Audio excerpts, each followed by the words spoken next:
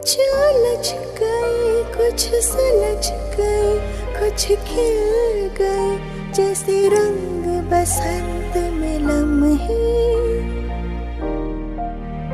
ये लम्हे। दोस्तों, मैं हूँ रितु और आप देख रहे हैं लम्हे द मोमेंट्स, छोटे छोटे लम्हों की लंबी दास्तां। और ये चल रहा है हमारा सीजन 2 यूथ स्पेशल।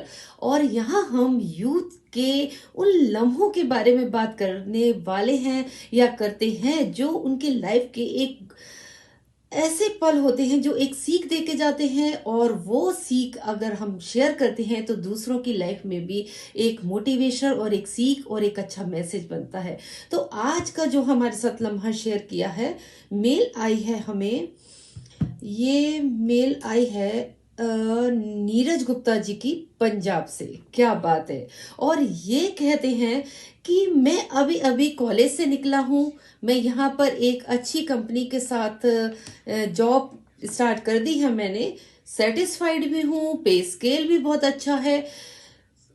पर मेरे जो आधे से ज्यादा दोस्त हैं वो सारे बाहर फॉरेन सेटल हो गए हैं, जिस वजह से जब मैं उनकी बातें सुनता हूँ, वहाँ इतनी क्लीन है, इतनी खूबसूरती है, और डॉलर में पेमेंट की है, रहन सहन हवा पानी सब इतना अच्छा है, तो कई बार मुझे गिल्ट होता है कि यार मैं यहाँ क्या कर रहा हूँ।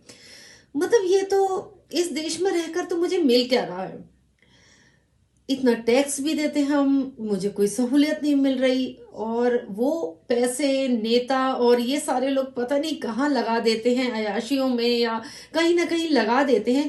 पर मैं इस मुल्क में क्या करूंगा, ये सोचकर मैंने बाहर का एक प्लान कर लिया, एक फॉर्म भर दिया, मैं एजेंसी से मिला। तो उन्होंने कहा बहुत काबिल हो तुम, तो तुम्हें तो बाहर जाना चाहिए, कोई खर्चा भी इतना ज्यादा नहीं आया। उन्होंने इस तरीके से बोला, जब खर्चा ज्यादा नहीं आएगा तो मैंने भी सोच लिया, धीरे धीरे पेपर बनने स्टार्ट हो गए। मैंने भी अपने घर में कुछ नहीं बताया हुआ था, मैं उनको सरप्राइज देना चाहता था। पर एक लेवल ऐसा आ गया कि वहां की फीस है, और उन्होंने मुझे फीस बताई 10 लाख रुपए। अब मैं वो फीस कैसे दूं, मुझे समझ नहीं आ रहा था कि मैं कैसे करूं, क्योंकि मैं उस कंडीशन तक पहुंच चुका था जब मुझे लगता था कि अब मैं पीछे नहीं जा सकता, और पूरा उसने बिलीव भी मुझ पर, मेरे माइंड पर बना लिया था। अब मेरे जो पिताजी हैं वो अपनी पेमेंट जो है अलमारी में रखा करते थे, क्योंकि उनका काम रेते बजरी और सीमेंट का काम और मकान बनाने का काम होता था, कैश बहुत ज्यादा हुआ करता था, तो वो अक्सर अलमारी में रख दिया करते थे। क्योंकि मोस्टली उन्हें सामान खरीदना होता था तो इस तरीके से रख देते, अलमारी खुली होती थी। मैंने क्या किया, वहां से अलमारी खोली, 10 लाख निकाले और उस एजेंट को दे दिए। महीना शायद मुश्किल से निकला, और वीजा वगैरह लगने की तैयारी हो रही है, इस तरीके से मुझे मुझे उन्होंने एंगेज किया, और आप तैयारी शुरू कीजिए। फिर उन्होंने मुझे बोला, डिमांड की कि 25 लाख रुपए आपने और देना है। मैंने कहा इतना तो मैं नहीं दे पाऊंगा। अब मैं इतनी बुरी कंडीशन में फंस गया, मैं बड़ा परेशान था। मैं घर आया तो मम्मी ने भी पूछा, इवन पापा ने भी पूछा कि बेटे क्या बात है, और मैं सच में बता नहीं पा रहा था। मेरे आंखों से आंसू आने लग गए। तो पापा ने बोला, बेटा और कुछ और पैसे चाहिए। मैं शॉक्ड रह गया कि पापा आपको कैसे पता कि बेटा आप 10 लाख रुपए ले गए थे ना तिजोरी से। मुझे पता था पर मैं कुछ बोला नहीं, मुझे बिलीव है तुम पर, मुझे लगा तुम्हें शायद जरूरत होगी और तुमने कहीं सही जगह लगाई होगी। तब मैं एकदम गिल्टी फील हुई और मैं रो पड़ा और पापा के पैरों में गिर गया, और मैंने बोला कि सॉरी पापा, मैंने इस तरीके से मैंने एजेंट को दे दिया और बाहर जाने का सोच रहा हूँ।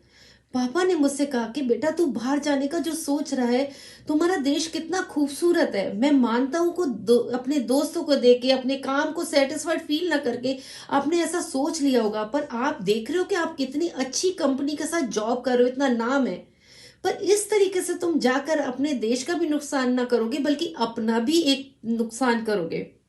मुझे सारी बातें समझ आ चुकी थी। मैंने पापा से माफी मांगी, अपनी मम्मी से माफी मांगी, और मैं एजेंट को जाके मैंने उसको ना करी, और उसकी इवन रिपोर्ट भी कराई कि कम से कम आगे चल के कुछ लोग इस तरीके से ना फंसे। तो नीरज ने कहा कि मेरे ये लम्हे हो सकता है किसी और के लिए एक मैसेज बन जाए। तो नीरज, आपके ये लम्हे रियली बहुत आपने हमारे साथ शेयर किए। दोस्तों, मैं अब आपसे कहती हूँ कि हमें हमेशा ऐसा लगता है दूर की चीज़ हमें हमेशा लुभाती है। दूर की दुकान, दूर की चीज़ें हमें बहुत लुभाती हैं और हमें लगता है कि वो बहुत अच्छी चीज़ है, पर जब हम पास जाते हैं या हम देखते हैं तो हमें कई बार वो जो ख्वाब लग रहे होते हैं वो झूठे और बेमानी लगते हैं। तो हमें इस तरीके के डिसीजन से बचना चाहिए। और आप दोस्तों देखते रहिए लम्हे, आप हमारे साथ अपने लम्हे भी शेयर कर सकते हैं। जी हाँ, पर आप सब्सक्राइब करना, लाइक करना और शेयर करना ना भूलिएगा, क्योंकि हमें भी आपका इंतजार रहता है और आपकी ये ऋतु आपको मिलेगी यहीं पर, इन्हीं लम्हों में। तब तक के लिए bye bye, see you, Tata.